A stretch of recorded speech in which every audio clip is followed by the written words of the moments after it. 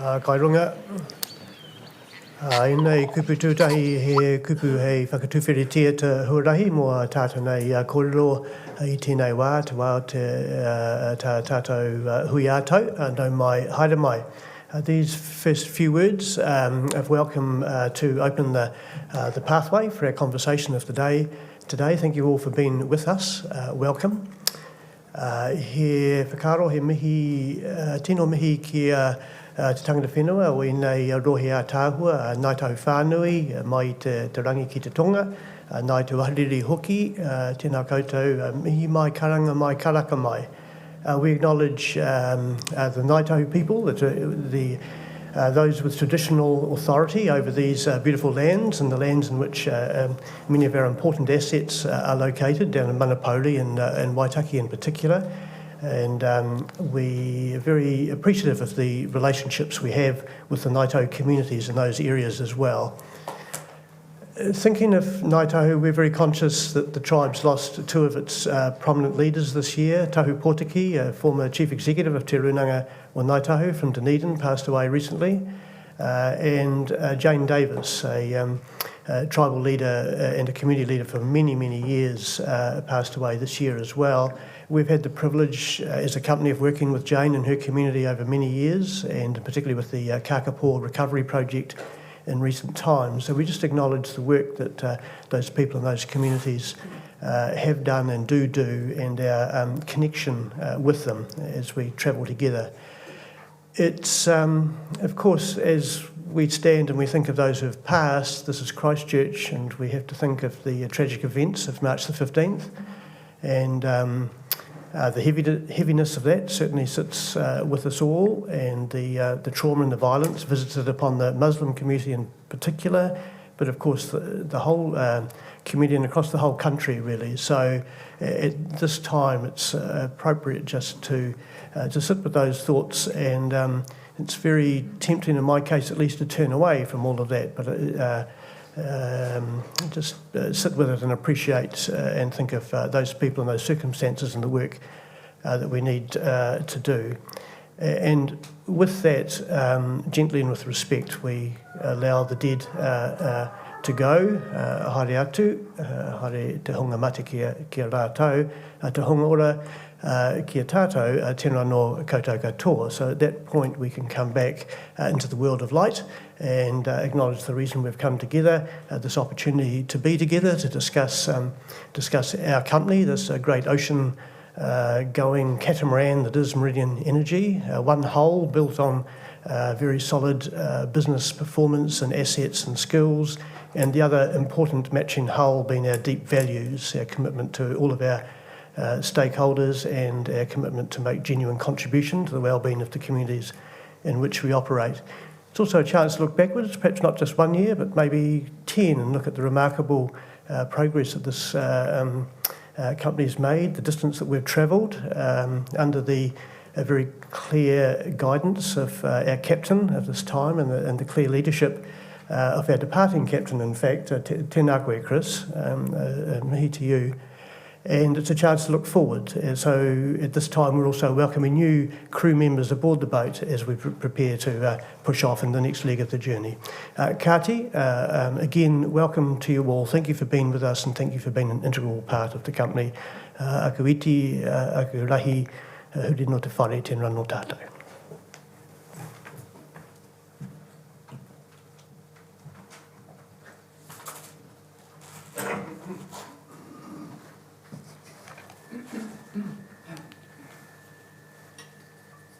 Thank you, Anaki.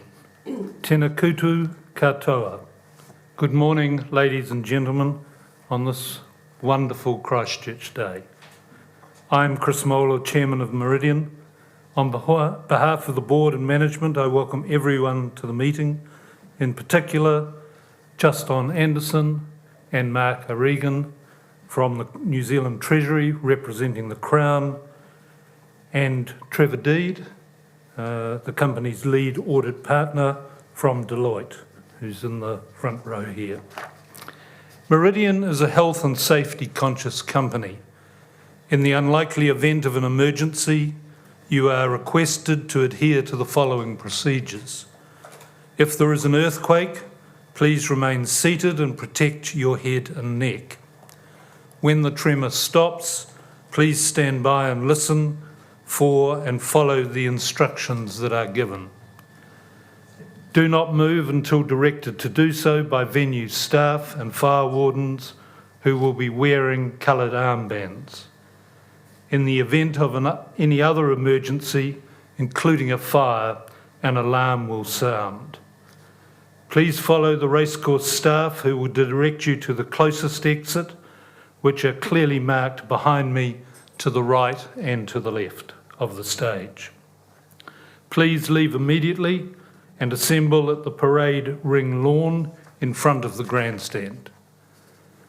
Everyone is asked to remain at the assembly point until the all clear is given by the racecourse wardens to either re-enter the venue or leave the property. In terms of bathrooms, these are located in the foyer through which you entered this room and are clearly signposted on both the right and left side of the entrance.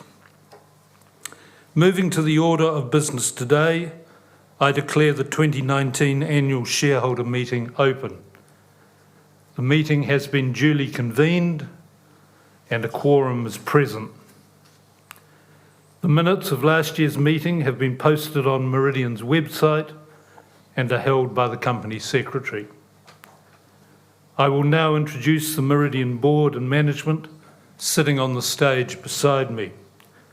On my immediate left is Deputy Chairman Peter Wilson. Next to Peter are directors Mark Cairns and Mark Verbeest.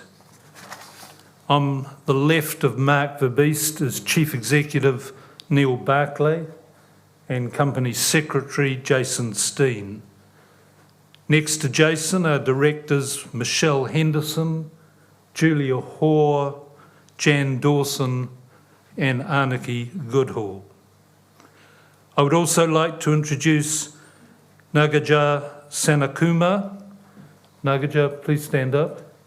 Thank you. Nagaja is not sitting on the stage as she is not yet a director of the company.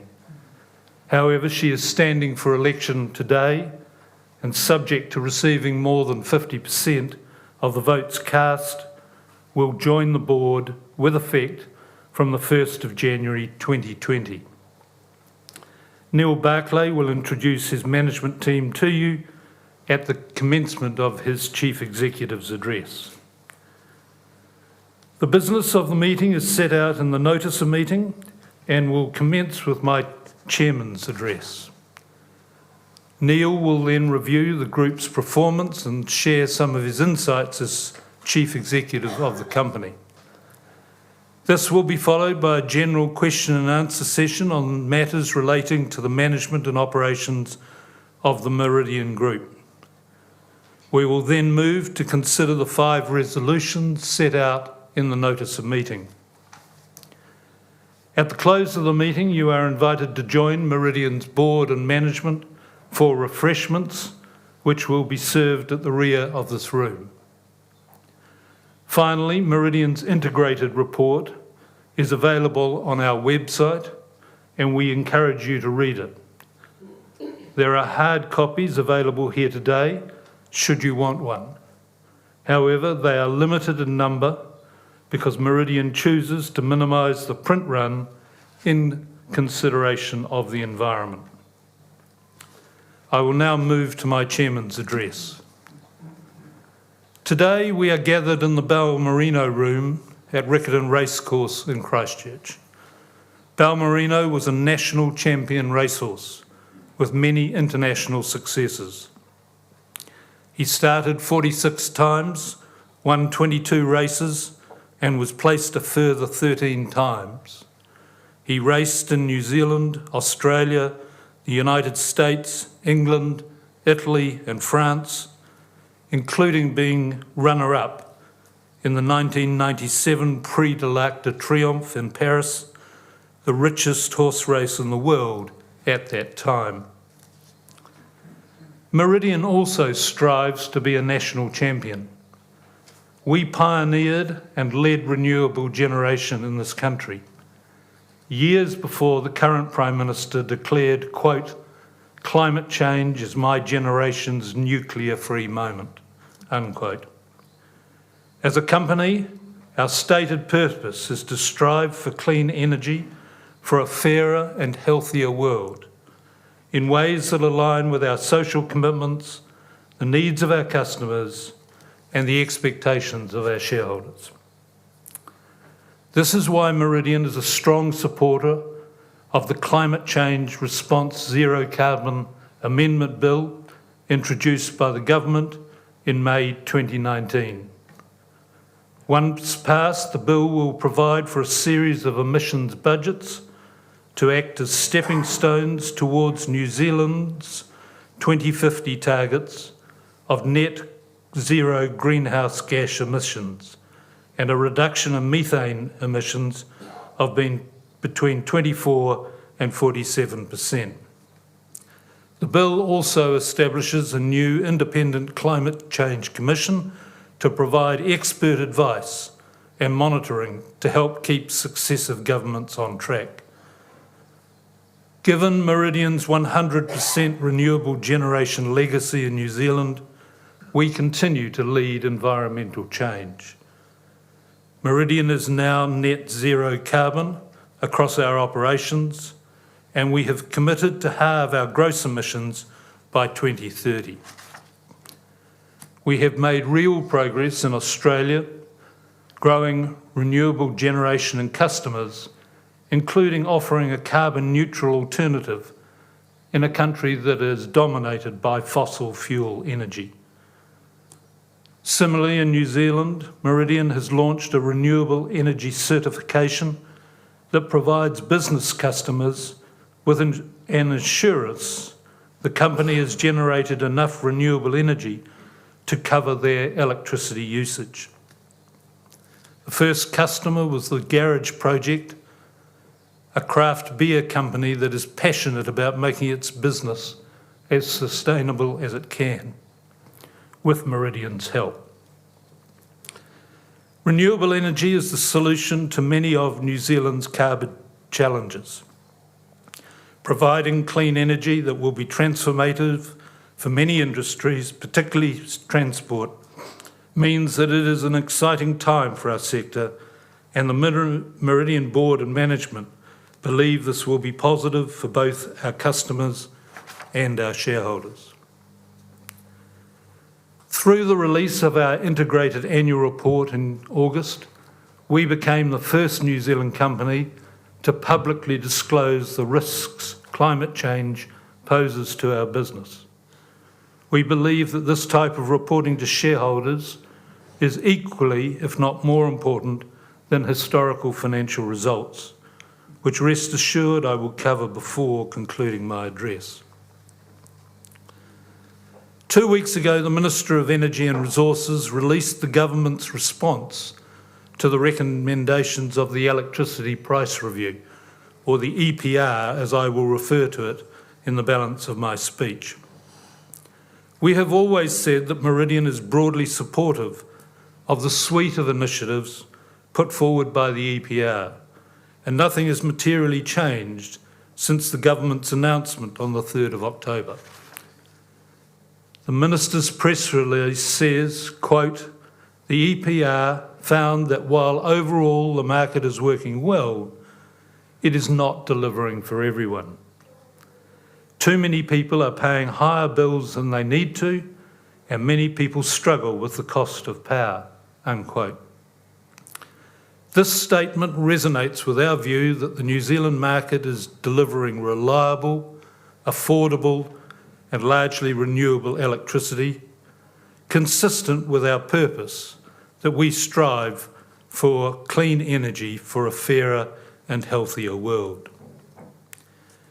Evidence of this are the numerous climate change initiatives I have referred to early in my address, and our decision to remove prompt payment discounts and replace them with simpler tariffs in advance of any public recommendations on the subject being made to the Minister by the EPR. Indeed, it is very pleasing to note that in her press release of 3rd of October, the Minister said, quote, "We will also be requiring retailers to follow Meridian's lead and change pricing structures to pass discount rates to all customers instead of relying on hidden late payment penalties." When Meridian did this, it put $5 million back into the pockets of customers, and the EPR estimates that $45 million would be saved when other companies follow suit, unquote. In removing the prompt payment discount, the board was fully cognisant of the potential cost to shareholders of $5 million. However, in the grander scheme of things, it was obvious that the prompt payment discount was patently unfair to those facing hardship because they were the very people who were less able to pay their bills by the due date, and the discount they forfeited bore no relation to the cost of collecting overdue debts. Meridian has a number of other ways of helping low-income households, including tailored payment plans and a level pay product that keeps bills the same throughout the year, with options to pay for power weekly, fortnightly and monthly. In addition, we employ a hardship consultant to help customers in difficulty, and we also support a pilot program called Energy Mate. This free in-home coaching service is run by the Electricity Retailers Association of New Zealand, ERANZ, and brings together electricity retailers like us, lines companies, community organisations and the government.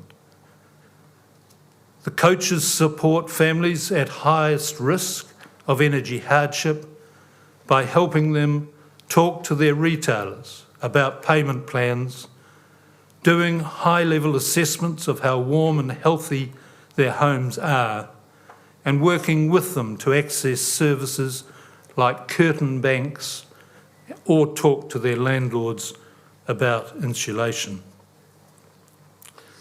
While I'm on the subject of unfairness, the Electricity Authority has concluded that the transmission pricing charging regime is unfair to South Island generators and results in inefficient outcomes as it imposes a tax on further investment in South Island generation.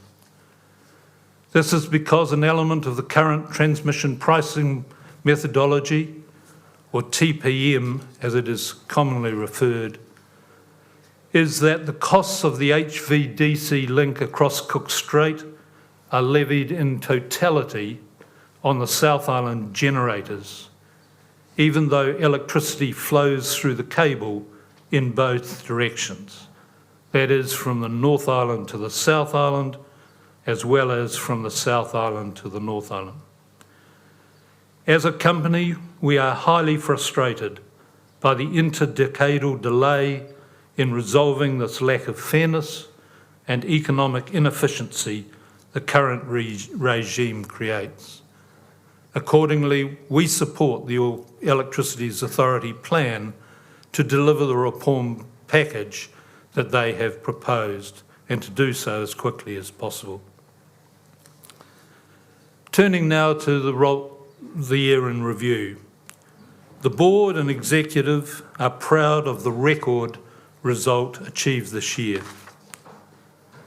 Group EBITDAF increased by 26% to $838 million, which resulted in a net profit after tax of $339 million, an increase of 69% on the previous year.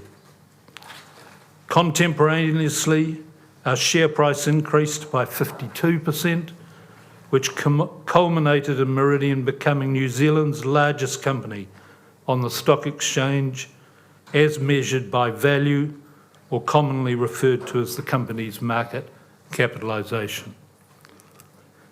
At the risk of being accused of profiteering, I think this is an absolutely stunning result. Wholesale market prices significantly exceeded the prior year as a result of unplanned outages at the Pohukura gas field, while smart and prudent use of our hydro storage allowed us to generate and sell record hydro volumes at those very high prices. The share price was also underpinned by declining interest rates in New Zealand and around the world. Looking to the future, the composition of your board is changing in the most significant manner since the company was listed in October 2013. Later in the meeting today, you will be asked to re-elect Jan Dawson to the board and elect 3 other women, Julia Hoare, Michelle Henderson and Nagajar Sanat Kumar, as directors of the company for the first time. The biographies of each of the 4 candidates are set out in the notice of meeting, and they will all address you at the time the appropriate resolution is considered by the meeting. The 3 new directors standing for election were selected following a comprehensive external independent search based solely on merit, and if elected today, together with Jan Dawson, will result in the board having a 50-50 gender mix. I stand to be corrected, but I am not aware of any other significant listed company in New Zealand that can lay claim to an equal board composition of females and males. The 3 new directors replace Steve Reindler, Mary Devine and myself. Steve stepped down at last year's annual meeting before last year's annual meeting due to a conflict of interest that arose when Z Energy, of which he was also a director, purchased a controlling interest in energy retailer and competitor Flux. Accordingly, I thank Steve for his service to the company in Auckland last year. However, I see that Steve has made the journey to be here with us today, which typifies his support of and loyalty to the company. I know he loves Meridian because of its iconic assets, engineering excellence, and renewables credentials. So please join me in a round of applause for Steve. I think you've got to stand up, Steve.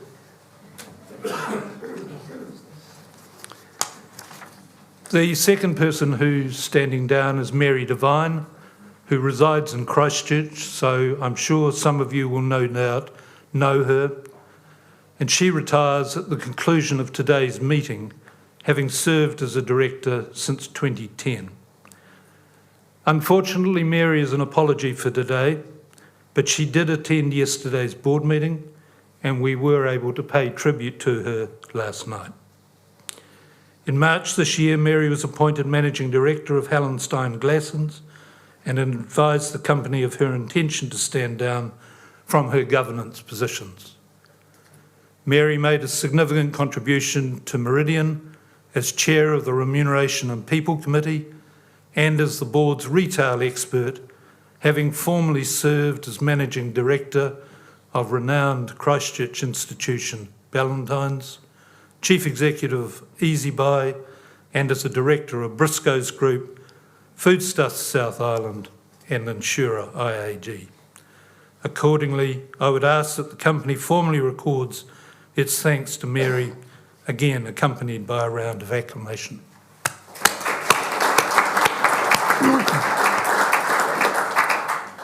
The other person who will retire at the close of this meeting is myself.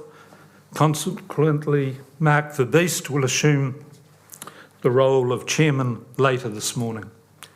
He is a highly experienced chairman, being the current chair of the very successful Freightways and the former chair of both Transpower, which manages New Zealand's electricity transmission, network and spark. And I have hastily said, or going to say, and he has no involvement in Rugby World Cup rights,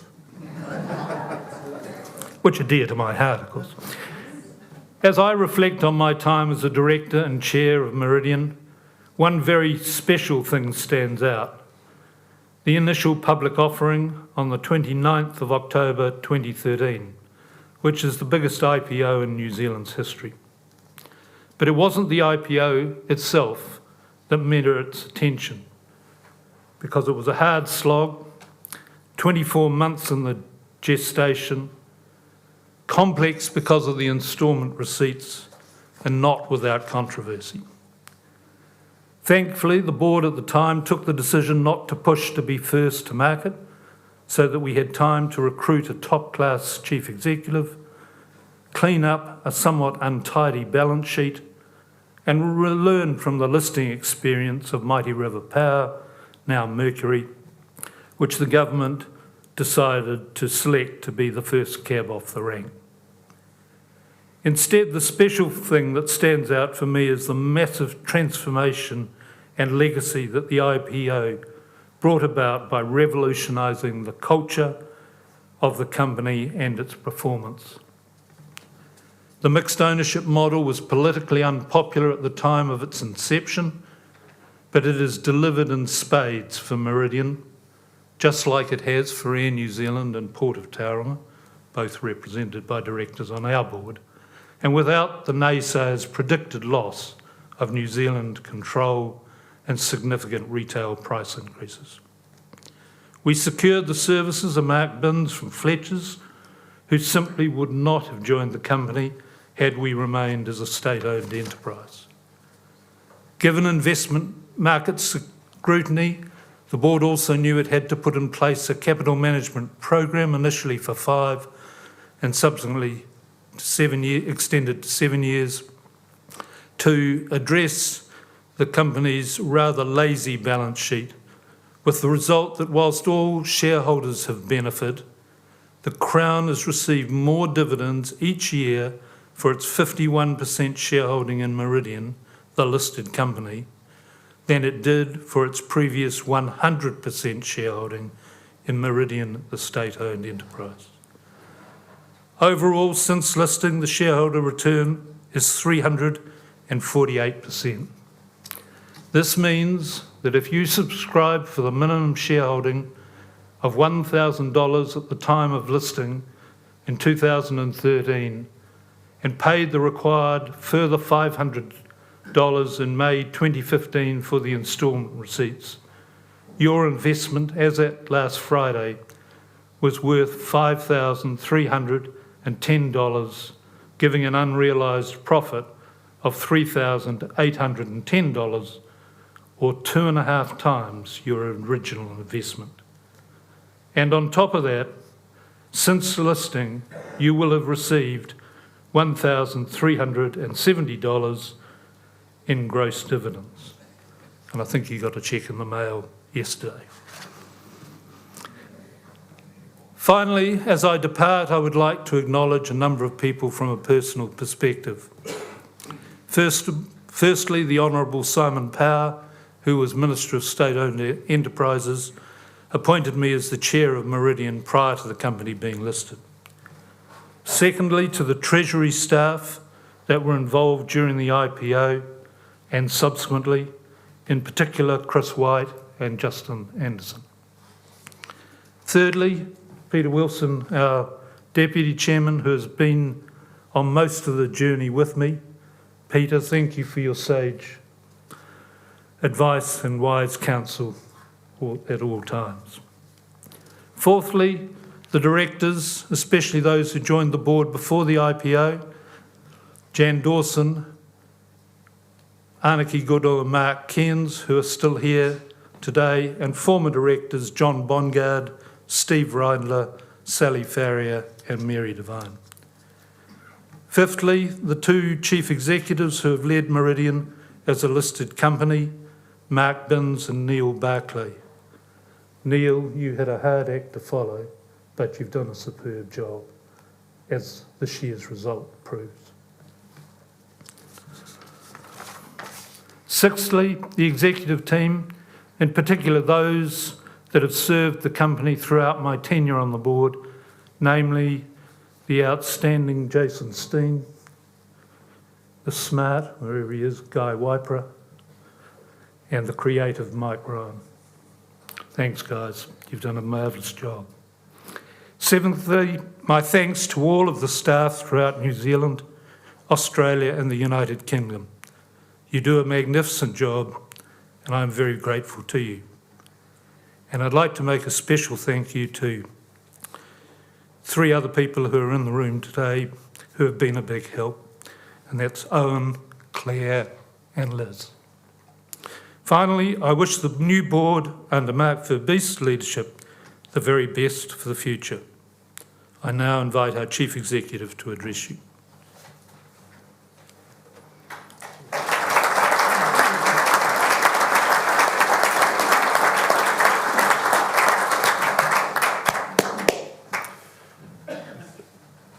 Kia ora koutou katoa.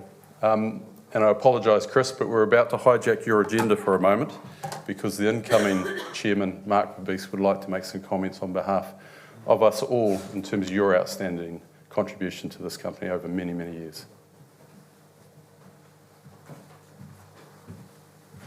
Thank you, Neil. Kia ora. Good morning, everybody. And let me premise my comments first.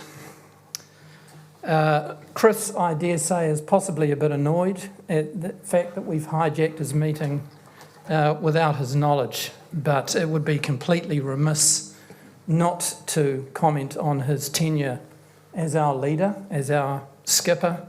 He's done a magnificent job. And as you will have gained through his speech, he's somewhat of a humble individual. He doesn't actually relish being talked about easily. He joined the board 10 years ago and became chairman, as he said, prior to the listing on the NZX. In process terms alone, he's attended 117 board meetings, 57 committee meetings, and countless other meetings, both related to the board, management, stakeholders, etc. Much more importantly, since listing, as he mentioned, total shareholder returns to us as shareholders have totalled 348%. Put this in some perspective in relation to the rest of the NZX. These returns have been in the top 10% of the NZX in each of the last 5 years. And as Chris mentioned, we've paid out $2.6 billion in dividends and taxes to the Crown, and obviously a very large amount to the rest of us shareholders as well. Compound average earnings growth since listing has approximated 6%, and compound average underlying profit has grown an average of 13%. Meridian entered the NZX index as the 6th largest listed company, and we are now number 1 on the exchange. The IPO was the largest in New Zealand's history, with a very large retail investor presence, which we still have today. Chris oversaw that IPO process and the appointments of our 2 CEOs since, Mark Binns, who Chris talked about, and also our current CEO, Neil Barclay. As is often said, the appointment of the CEO is the most important decision that a board can make. Both of our CEOs have delivered, and of course Neil and the team will be expected to continue to deliver, as of course you will expect of myself and my fellow colleagues on the board. Chris has always understood the importance of Meridian to the country. He's overseen our move to strengthen the brand and what we stand for, our internal culture, and the need for the organisation to be sustainable for all our stakeholders over the long term. And that, of course, leads to long-term value, ultimately to all of us as shareholders, as well as being passionate about making sure our people are safe and secure. Chris has been a great leader and steward of the board, and a really strong thought partner to both of our CEOs. He builds and leads strong teams. He's considered, he's good-natured, but he's always focused on what we're here to do. He has done what all of us would wish to do in a similar position, and that is to leave the organisation in a better position to that which he found at the time he started. Chris, you can be very proud of what you have achieved. You have unquestionably left us in better shape. It's been a privilege to work with you, and we know that even though that you might be slightly removed from us going forward, we will continue to feel the weight of your expectations, which are high as we progress. On behalf of the board and the staff in the company, you leave with our best wishes. All the best to you and Jill, and thank you very much.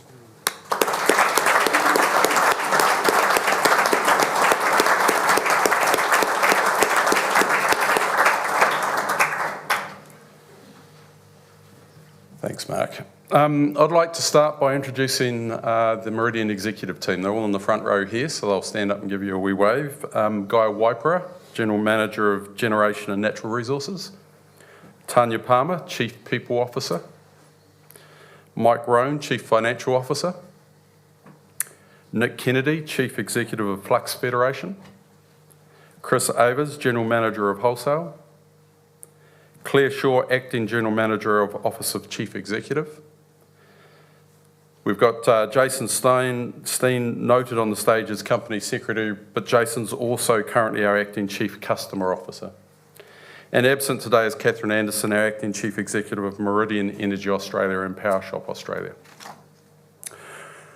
Appropriately, I'm going to start with our people, and it's certainly been a year of change, people-wise. Jackie Cleland, Paul Chambers, Julian Smith and Ed McManus have all made personal decisions to leave the Meridian executive team and move on to their next career steps. We've introduced Tanya and Nick Kennedy from outside the company. Mike Roan has changed roles within the executive team, and Chris Avers has stepped up to the executive team as GM Wholesale. We're progressing with further new appointments for our Chief Customer Officer and Australian CEO, and we're looking at both internal and external candidates for both of those roles. Despite the change at the top table, I've been delighted that the business has lost no momentum at all, demonstrated by the results that we've delivered. To me, that shows that the talent runs deep through our business and across all of our teams. Meridian continues to build a more diverse, more inclusive and more engaged workforce. Our gender balance, pay parity, diversity and inclusion measures all continue to move in the right direction, and it's something we're very proud of. But certainly the most sobering aspect of our performance in the last year has been around safety. Our total injury rate has spiked, and in FY19, 2 of those incidents resulted in serious hand injuries. Now, I do remain confident that our safety culture and processes are strong, but we can't take that for granted. So we have sought specialist external advice to help us to ensure our worksite environment and the safety behaviour of all of our people are at the very highest level. Now, I am delighted with how our New Zealand retail brands have been performing, and total customer numbers in New Zealand grew by 4% in the last year. Price dynamics have been interesting. The competitive acquisition pressures in residential and small business have seen average prices fall during that time, while the higher wholesale prices observed in the ASX futures market have flowed into corporate, industrial and spot exposed pricing. I'd also like to call out our growing commercial solar book. We've completed significant new solar builds with both Kiwi Property and Mainfreight during the last year, and the pipeline for new developments is expanding rapidly. Most recently, we've begun working with Lincoln University as it takes its first step towards harnessing renewable energy with the installation of a solar array at their facility here in Christchurch. Now, beyond volume and price, the underlying drivers of retail value are trending well as well. PowerShop leads the industry and Meridian leads the large retailers in brand preference, and we measure that as Net Promoter Score. Both brands were recognised as finalists as the Retailer of the Year at the Deloitte Energy Awards in August, and PowerShop got the gong. Customer retention rates are improving and our costs to serve on a per customer basis have declined by 6%. As Chris mentioned, we made a values-based decision to last year stop clawing back prompt payment discounts, and we introduced simpler tariffs to replace them. This resonated strongly with customers and is part of our plan to build the value of our business in the long run. A big project we have underway is the migration of the Meridian customer base to the Flux platform. Now, Flux Federation is our in-house software business that has developed the technology that allows us to bill and serve our PowerShop customer base. And by moving the Meridian customers onto the same platform, we expect to reduce costs and improve the agility of our Meridian customer offerings. Progress is slightly slower than expected, but costs remain well under control. So all up, I think the increased size of our New Zealand customer base, accompanied by improved brand preference and customer retention rates, are contributing toward a stronger and more profitable retail business. I'm also particularly proud of the performance of our wholesale and generation teams this year. Sure, wholesale prices spiked significantly over the prior year, but in the context of what was average rain and water inflows into our hydro catchments and some significant planned plant outages, the teams did an amazing job delivering a record amount of generation to take advantage of the high wholesale prices, and that really did underpin our result.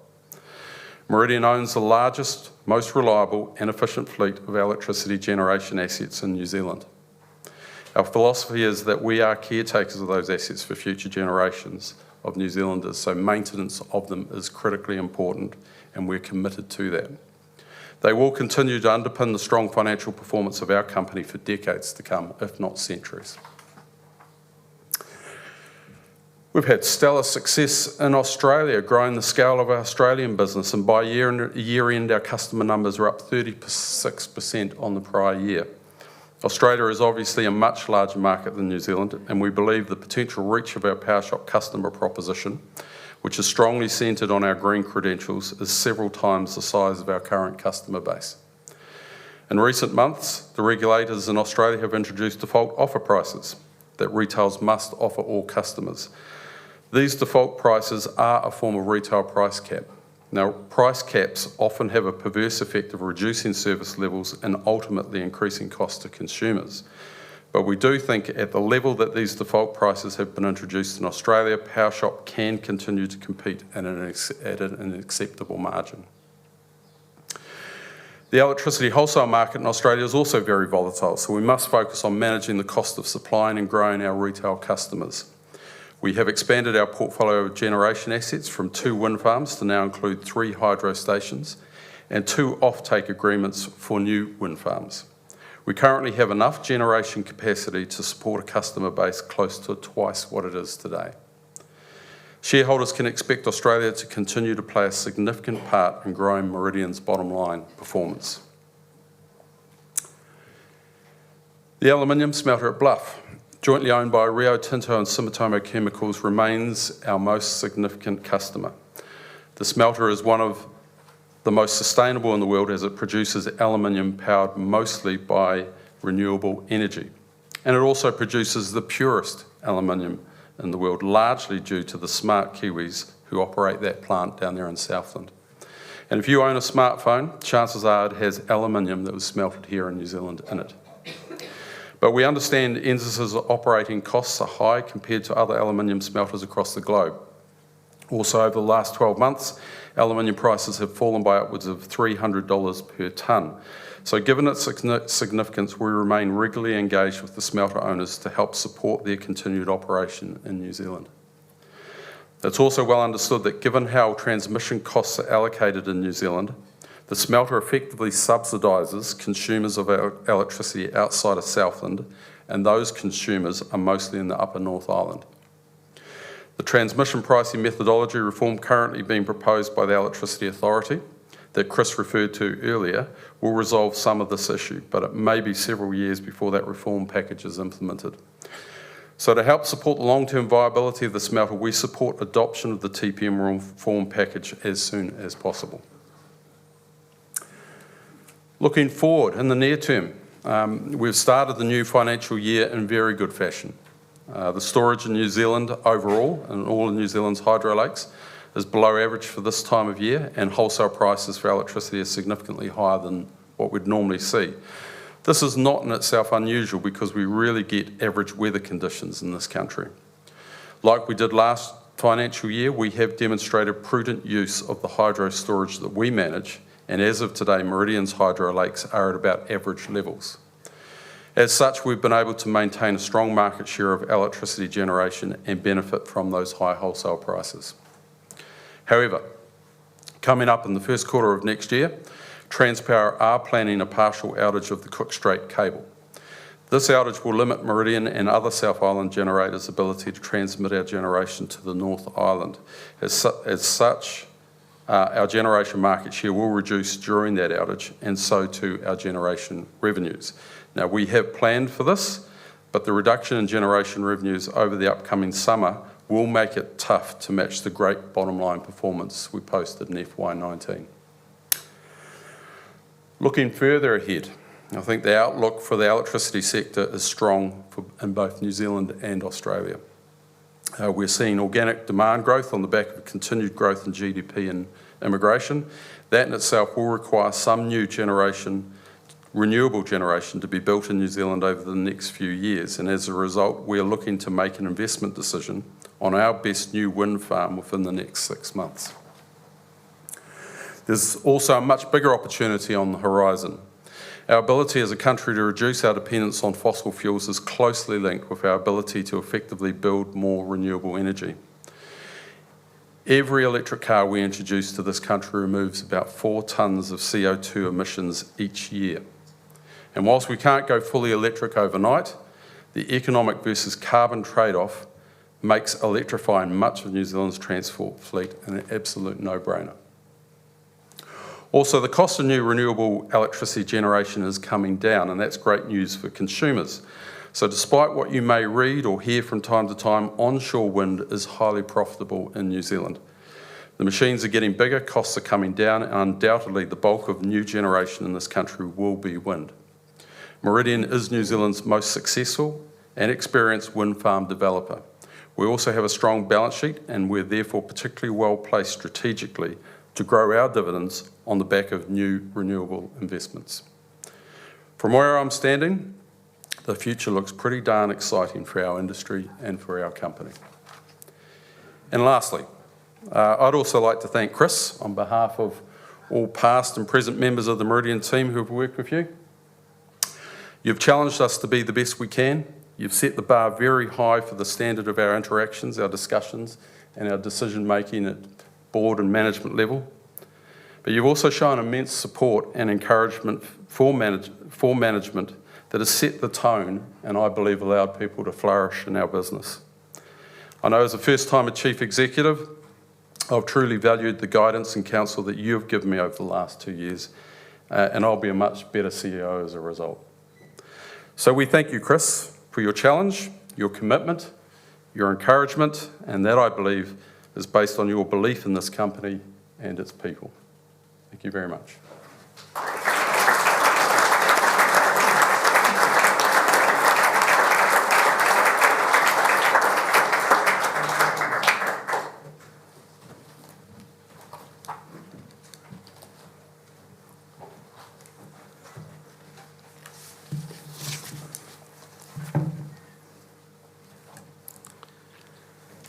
Thank you, Neil.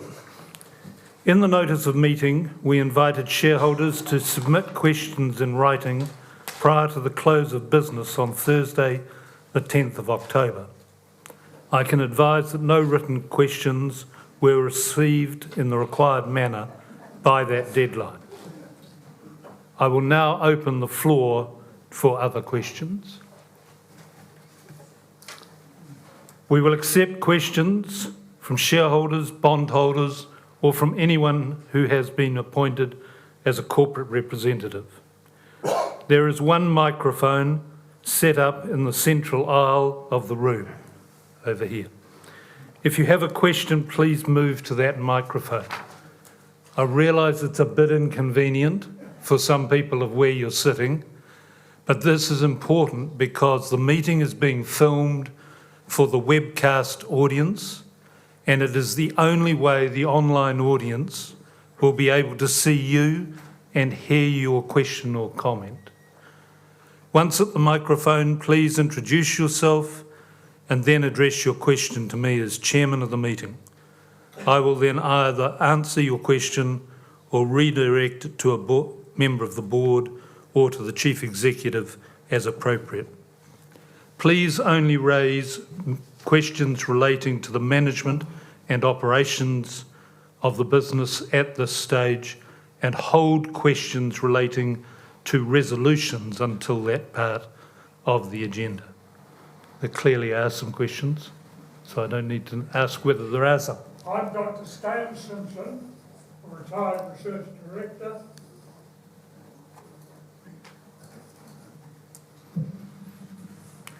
Thank you. If you wouldn't mind...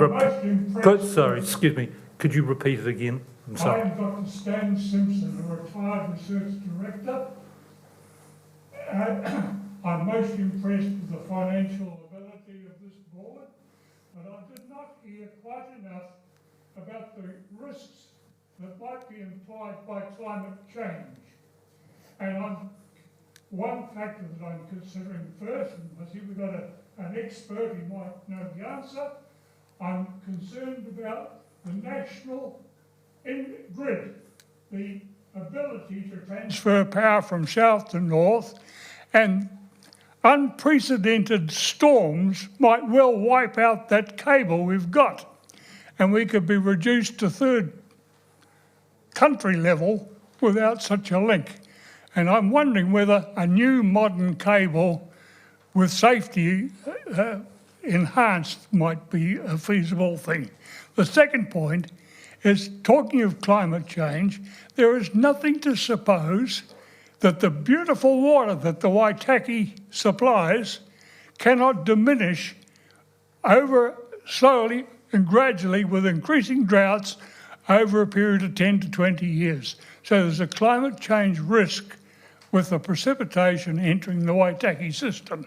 That's another point. I had a third one. I'm not sure I can recall it just this minute, but I think that may be enough for you to chew on. All right. Thanks for your questions, Stan. Jason, can you, while Neil's responding to the question, look in the annual report as to where the climate rain risks are all listed? Because that's one thing that we've done as the first company in New Zealand. So if we can refer you to that for reading later on, I've got a copy here if you want to look. And Neil, can you answer the other questions? Yeah, thanks, Stan. We have very comprehensive risk management practices and frameworks in our organisation, and we do look forward and plan for the effects of climate change on our assets, and particularly when you're talking large hydro assets in the South Island, the concern we're worried about is those large flood events that are probably greater than what we've seen in the past.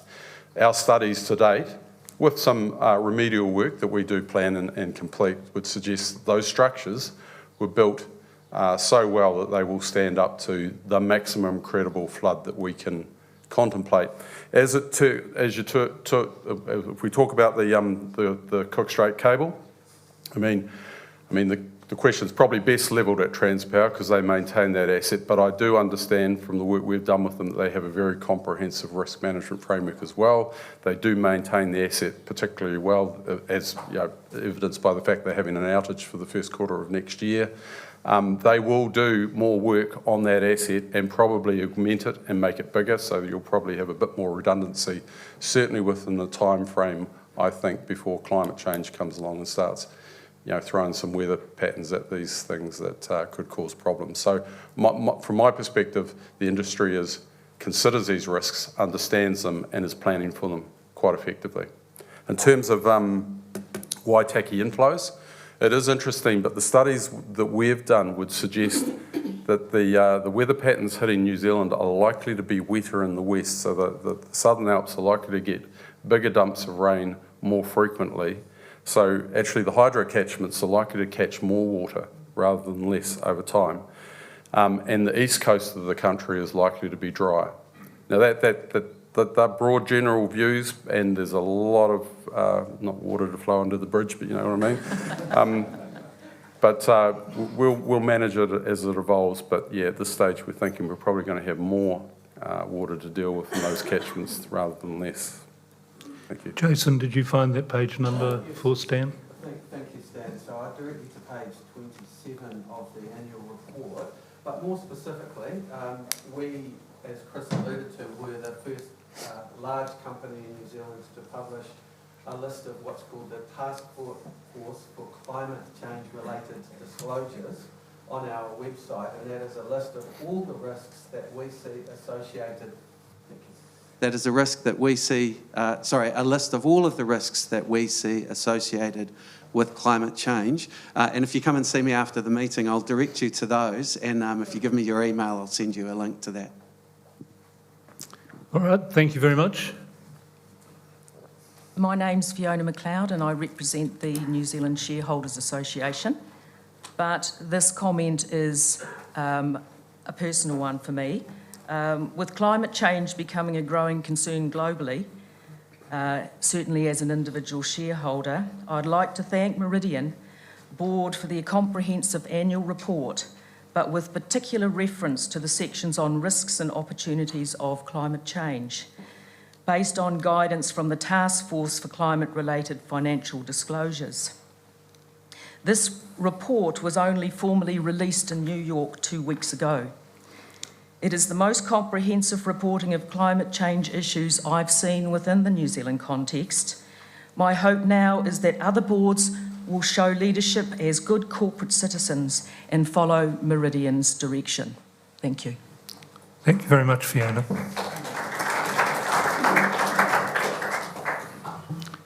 Other questions or comments? Can't see anybody putting up their hand, so I might move on to the resolutions if that's all right by the meeting. Last chance. Okay, let's go to the resolutions. Before we move to the 5 formal resolutions set out in the notice of meeting, I will briefly outline today's voting procedures. Voting will be by way of poll, which means it will be a secret ballot and you will need to complete your voting forms. Persons attending the meeting who are not shareholders, proxy holders or corporate representatives of a shareholder may not vote. This includes bondholders. Many shareholders who are not attending this meeting have already voted by proxy. At the request of the New Zealand Shareholders Association, the announcement of the proxy count will be deferred until after the 5 formal resolutions have been considered by the meeting. It is my pleasure to introduce and move Resolution 1 to re-elect Jan Dawson as a director of the company. Jan was appointed to the board in 2012 and was re-elected by shareholders at the 2016 annual meeting. The board considers Jan to be an independent director and unanimously recommends that shareholders vote in favour of her re-election. Jan, I invite you to address the meeting. Thank you, Chris, and good morning, everyone. Thank you for the opportunity to speak briefly, on the chairman's instructions, to you to seek your support to continue as a director of your company, Meridian Energy. I feel like I'm an old hand at this because this is the 3rd time that I've stood before you and asked for your support. So forgive me if you've heard this before, but I'll give you some background.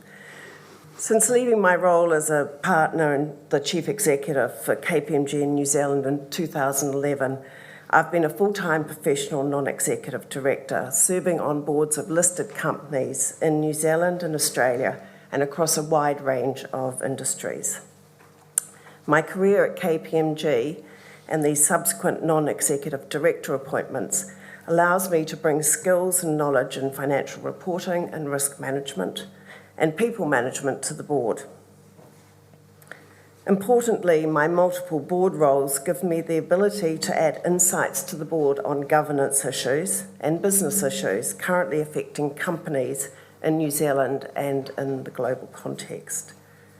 I joined Meridian shortly before the listing process, as Chris said, in 2012. And as Chris has also said, the company and you as shareholders have enjoyed a very rewarding return since that date. This is a responsibility that your board and management take very seriously, but we also place a great deal of emphasis on the values of the company and commitments to sustainability. I've been the chair of the Audit and Risk Committee for the past 6.5 years. If you re-elect me today, I will step down as chair of the Audit and Risk and take on chair of People and Remuneration Committee.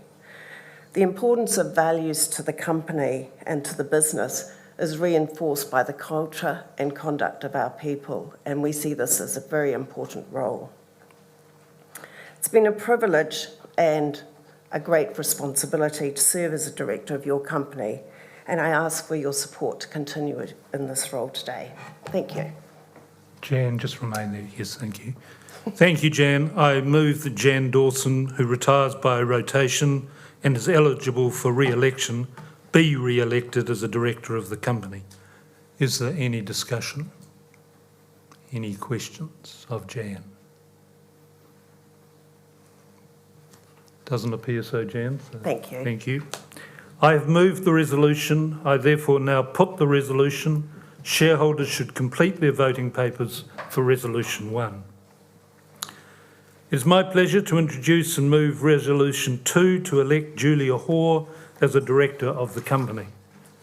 Julia was appointed as a director of the company by the board with effect from 26 September 2019 and now retires and is eligible for election. The board considers Julia to be an independent director and unanimously recommends that shareholders vote in favour of her election. I call on Julia to address the meeting. Thank you, Chris, and good morning, everyone. I feel very privileged to be standing here before you today. You're the shareholders of one of New Zealand's very, very, very best companies, and the company plays such a pivotal role here in New Zealand. I'm incredibly excited to have the opportunity to join the board with your support, and it appeals for a number of reasons. Not only has the company had an enormous commercial success, but it's done that whilst balancing it with a strong sense of its own purpose. It's very committed to sustainable growth, which is something that's very, very dear to my heart. It has a management team who are super smart, dedicated, driven, and absolutely passionate about the business. And before thinking about any board, it's really important to look at the governance of the company. And I look across at the directors here today, and I have enormous respect for their governance skills, and I'd love to be part of that team. But as a director, it's really important to reflect on what you can bring to a company, what you can take to the board table, and also in terms of looking after shareholders and what is absolutely best for your interests.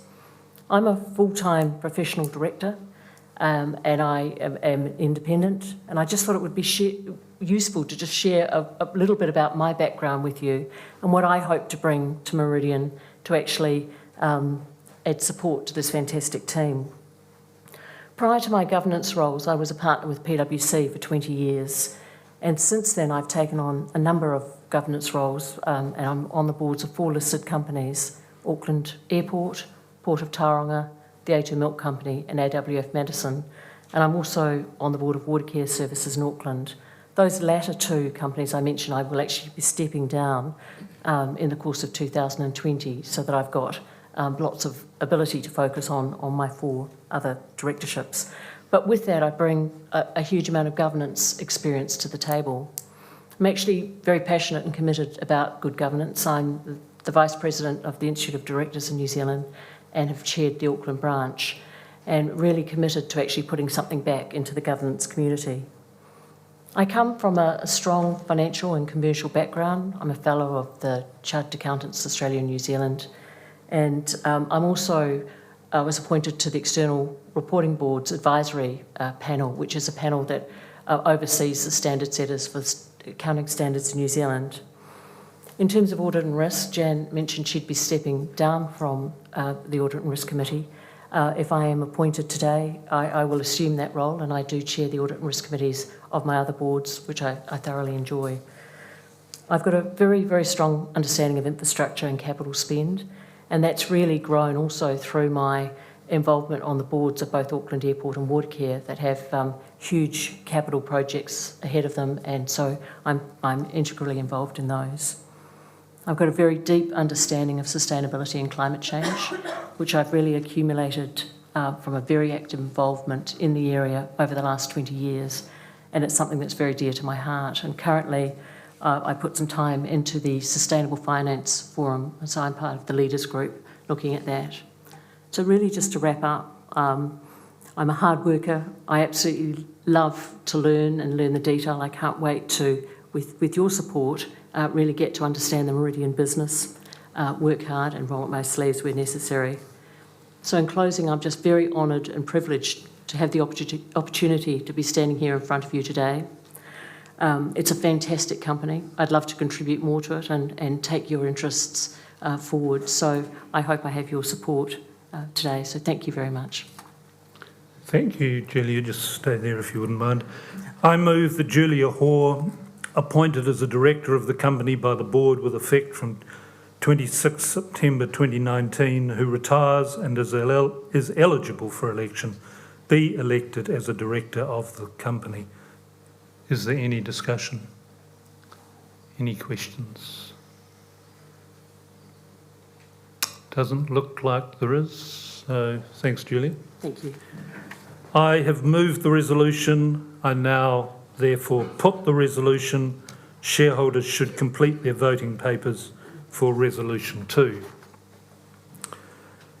It is my pleasure to introduce and move Resolution 3 to elect Michelle Henderson as a director of the company. Michelle was appointed as a director of the company by the board with effect from 16 October 2019 and now retires and is eligible for election. The board considers Michelle to be an independent director and unanimously recommends that shareholders vote in favour of her election. Michelle, I invite you to address the meeting. Kia ora koutou. Thanks, Chris. I'm a mechanical engineer with experience having worked in both New Zealand and Australia in large-scale infrastructure businesses. I have New Zealand electricity energy sector experience, having recently held the executive role of Chief Operating Officer on the Southern Electricity Lines company called PowerNet. I've lived in Invercargill since the early 90s, with the exception of a few years away in Australia. I bring my regional perspective to the board and would more specifically point out that Southern is the home of some of our iconic assets in the company and stakeholders. I'm a chartered member of the Institute of Directors.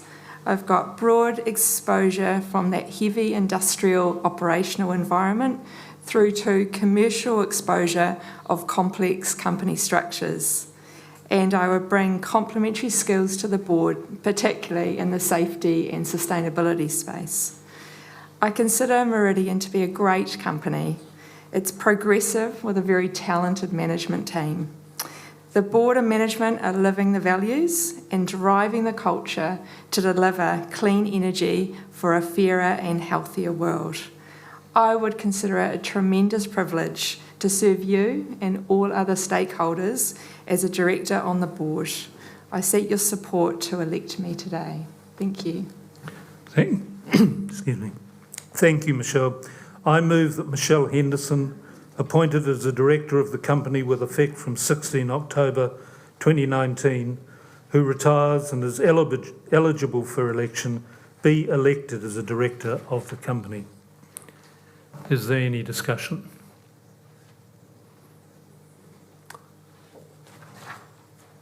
Doesn't seem that there are any questions or comments, so thank you, Michelle. I have moved the resolution. I now therefore put the resolution. Shareholders should complete their voting papers for Resolution 3. It is my pleasure to introduce and move Resolution 4 to elect Nagaja Santakuma as a director of the company. Nagaja has been appointed as a director of the company by the board with effect from 1 January 2020 and is eligible for election. The board considers Nagaja to be an independent director and unanimously recommends that shareholders vote in her favour. Nagaja, I invite you to address the meeting. Thank you, Chris. Kia ora tātou. Ko Tahoma te maunga, ko Pacific Ocean te moana. No Bombay me Seattle aho. Ko Sanat Kumar Sharma toku whanau. Ko Nagaja toku ingwa. I moved here from Seattle 4.5 years ago. My family and I chose New Zealand for its natural beauty, its outdoors, the kindness of its people, and the adventure of a new place to live. I moved to the US in 1998 after completing an undergraduate degree in chemical engineering. Over the next 20 years, I gained valuable experience in technology by building digital and retail solutions, driving innovation around customer-centric thinking, developing high-performing and globally united teams.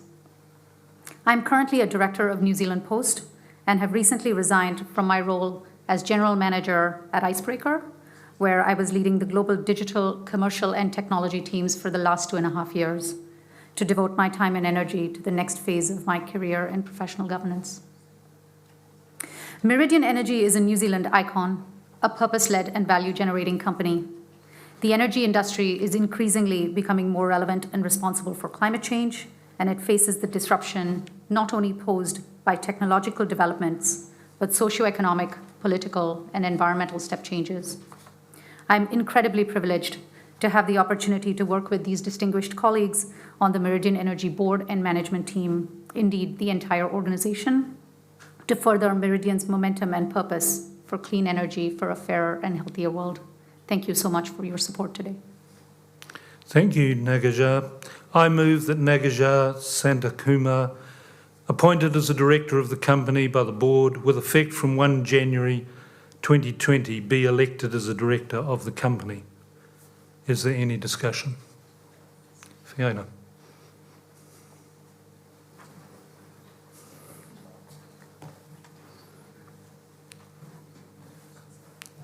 Yes, please.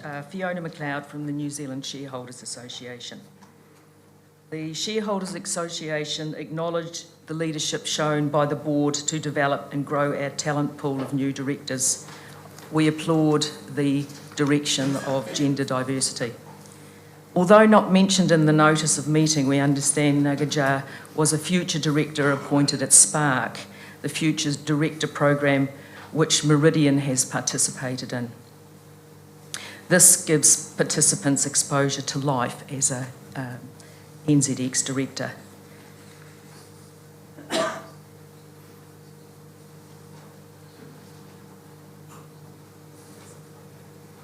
Unfortunately, only 7% of NZX companies have participated in this program. So again, we thank Meridian for their leadership. Thank you, Fiona. Thanks, Nagaja. Well, assuming there are no other questions. I should perhaps say I think it's a very important program, and the person we had on our board or involved in our board meetings was a great contributor, and I think learnt a lot. Okay, so in terms of Nagaja, I have moved the resolution. I therefore now put the resolution. Shareholders should complete their voting papers for Resolution 4.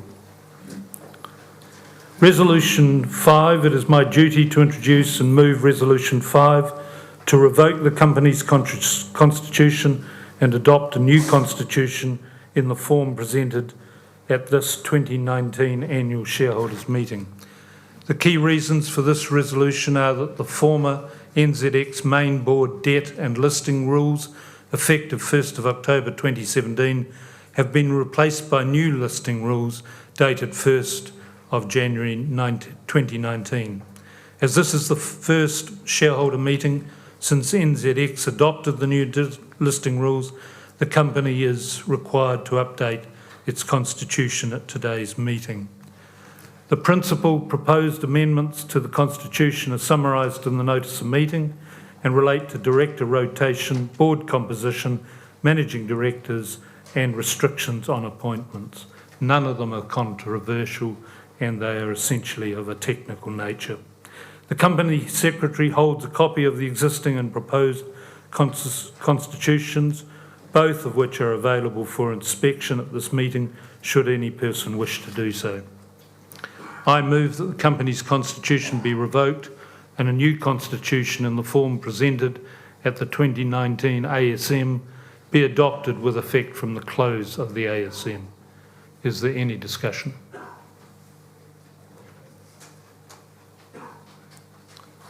Doesn't appear that there is, so I have moved the resolution. I therefore now put the resolution. Shareholders should complete their voting papers for Resolution 5. Thank you for your attendance to the resolutions. As advised to the meeting earlier, many shareholders have voted by proxy before the meeting, and at the request of the New Zealand Shareholders Association, we have delayed the announcement of those results until after the consideration of the resolutions. As shown on the screen now, I can advise that 1.926 billion proxies, representing 75% of the shares on issue, were lodged as proxies with the share registrar Computershare 2 days prior to the commencement of the meeting. On your way to refreshments at the back of the room, please place your voting papers in one of the ballot boxes that are being carried by Computershare staff. Once all votes have been cast, they will be counted by Computershare and scrutinised by the company's auditor, Deloitte. The results will be advised to the New Zealand and Australian stock exchanges later today. As the policy of the board is to rotate the annual shareholder meeting around the main centres of Christchurch, Wellington and Auckland, the current intention of the board is to hold next year's meeting in Wellington. Thank you for attending Meridian's annual shareholder meeting. I now declare the meeting closed.